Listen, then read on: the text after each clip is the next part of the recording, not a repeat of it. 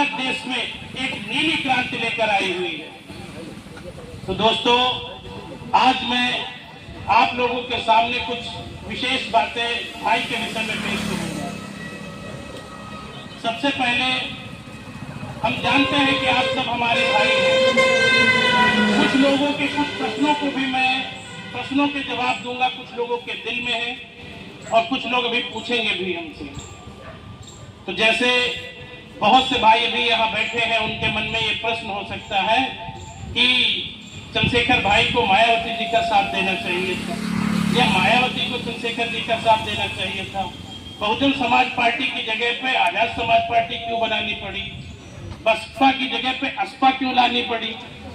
तो मैं ऐसे बहुत से लोगों के प्रश्न हैं, मैं उन प्रश्नों के सबके जवाब दूंगा। आप लोगों के मन में जो भी प्रश्न हो, जैसे भी प्रश्न हो, संगठन से संबंधित प्रश्न हो, जातिवाद से संबंधित प्रश्न हो, राजनीतिक पार्टियों से संबंधित प्रश्न हो या हमारे आपके ऊपर हो रहे अत्याचार से संबंधित प्रश्न हो, तो दोस्तों आप लोग पूछिएगा जरूर।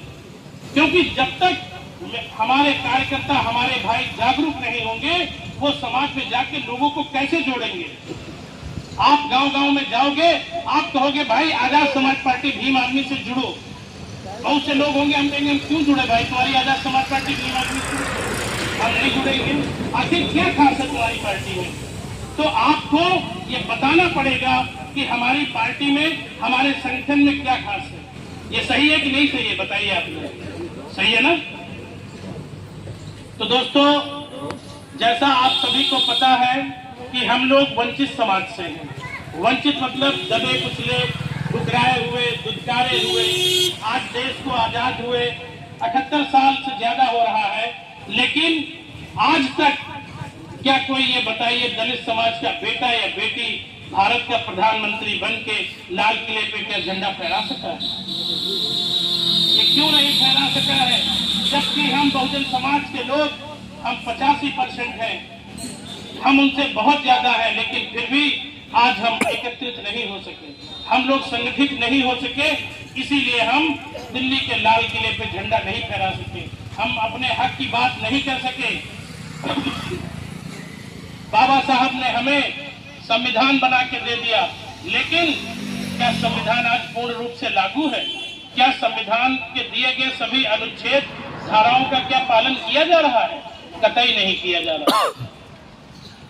तो हमको अपना संविधान अगर पूर्ण रूप से लागू करवाना है, संविधान में दिए गए सभी अनुच्छेदों का सही से पालन करवाना है, तो हमें सबको एक होना पड़ेगा। और यह प्रयास काफी सालों से चलता रहा। बहुत से लोग कहते थे कि ये कभी बहुजन समाज एक नहीं हो सकता, लेकिन माननीय काशीराम साहब ने इस बहुजन समाज को पहले तो 3 बार एक करके दिखाया और लास्ट उन्होंने पूरे बहुजन समाज को एक करके हमारी पुरानी नेता बहन कुमारी मायावती जी को पूर्ण रूप से उत्तर प्रदेश का जो है पूर्ण रूप से मुख्यमंत्री बनाने का काम किया था। लेकिन अब मैं बात यही से चालू करूंगा कि आखिर हम लोग फिर पीछे कहां क्यों चले गए?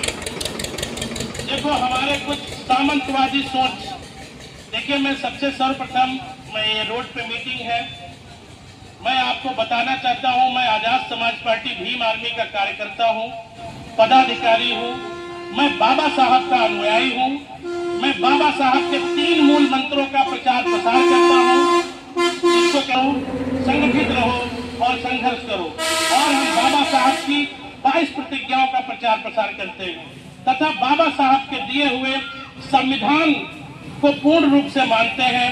बाबा साहब के संविधान में दिए गए सभी जाति धर्म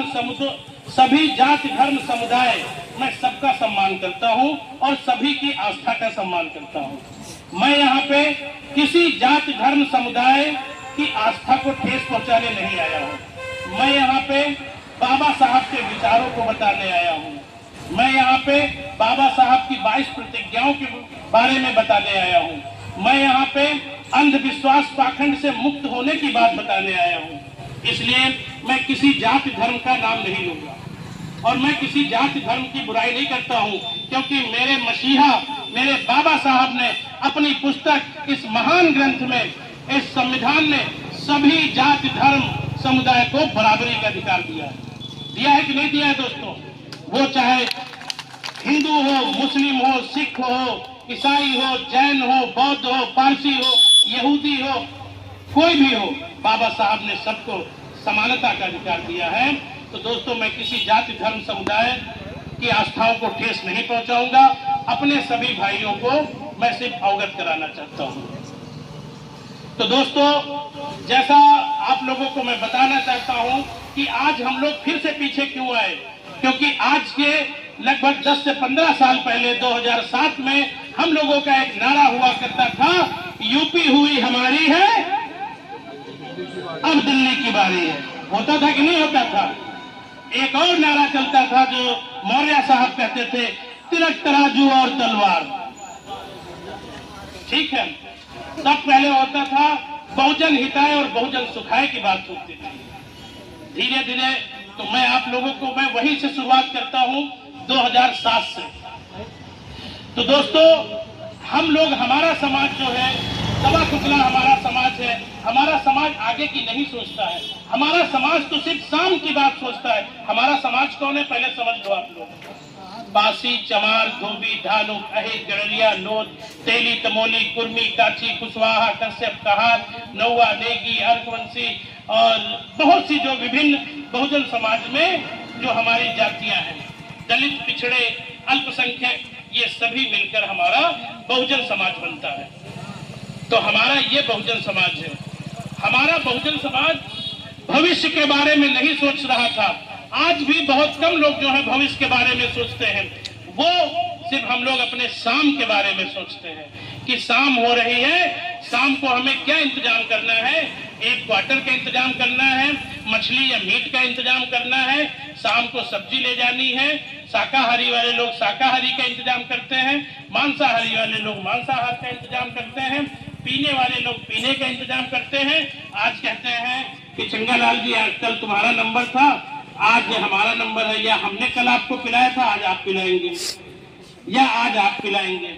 हमारा समाज आगे के बारे में नहीं सोचता। कहते यार उस दिन मिले थे, आज आपका नंबर है। हमारा समाज बहुत आगे की नहीं सोचता।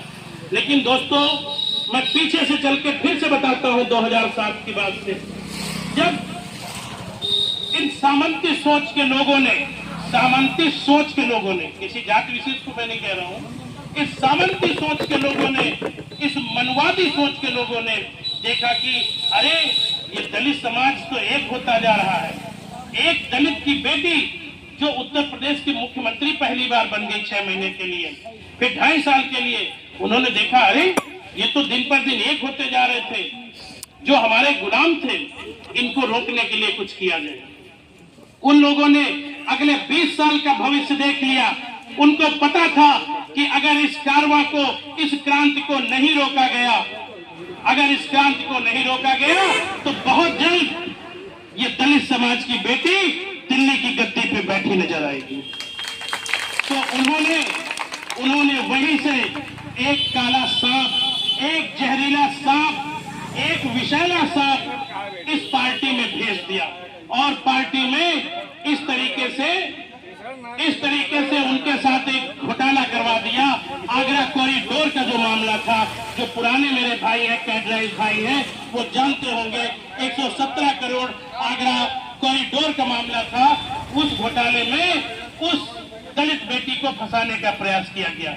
यहां तक कि प्रयास किया गया कि कोई सुप्रीम कोर्ट में उनका केस लेने वाला नहीं था, लेकिन वो उनका षड्यंत्र था कि उनको अपना दोस्त साथी बता के अपने उस जहरीले सांप को उस पार्टी में भेजना था।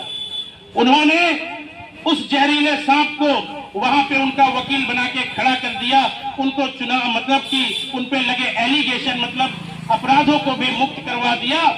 और बहन जी को लगा कि नहीं, ये बहुत अच्छे इंसान है। बहन जी को अपने उसमें जो है ले लिया। बहन जी को भी लगा कि नहीं, ये बहुत खास आदमी है। पर वो जो जहरीला सांप था, वो जहरीला सांप पार्टी में घुस गया। मेरी बातों को गौर करिए, इधर उधर मत सुनिए। आप लोग गौर करें, हम लोग इधर उधर तो देखते चले आ रहे पूरी जिंदगी, इधर उधर पे मत ध्यान दीजिए। हमारा समाज तो ऐसा है, अभी जेसीबी लगी हो तो फ्री में 2 घंटे खड़े होकर सिर्फ जेसीबी को देखेंगे खुदाई करते हुए। तो मैं अभी भी समझा रहा हूं कि अब तो सुधर जाओ मेरे भाइयों, अब तो हम सब लोग एक शक्ति बन जाए। तो मैं वहीं से शुरू कर रहा हूं। मेरी बात को गौर करना, पीछे सुनाई दे रही भैया मेरी बात? सुन रहे हो ना? हाँ।